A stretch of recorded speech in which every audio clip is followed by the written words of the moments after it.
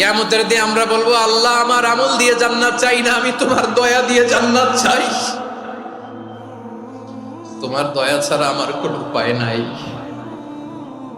কারণ আল্লাহ যদি বিচার করে বাঁচার কারো উপায় নাই। আল্লাহ যদি বলে ফেলেন তুই এটা করলি কেন, ওখানে গেলি কেন, কোরআনে 1000 বার নিষেধ করলাম তারপরেও এই পাপে জড়ালি কেন, এরকম প্রশ্ন ছুড়ে দিলে আমার উত্তর আছে? বাঁচার কোনো উপায় আছে?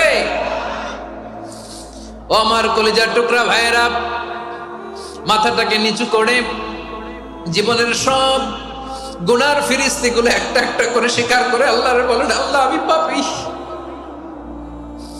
আল্লাহ আমার চেয়ে বড় পাপী এই দুনিয়াতে কেউ নাই, আকাশের নিচে জমিনের উপরে আমার চেয়ে বড় পাপী কেউ নাই। একটা একটা করে আল্লাহ স্বীকার করি আমি পাপী, সব পাপের স্বীকৃতি দিলাম। পৃথিবী না জানুক আমি তো জানি, আমি কি পাপ করেছি, হায় আমার পাপের করলে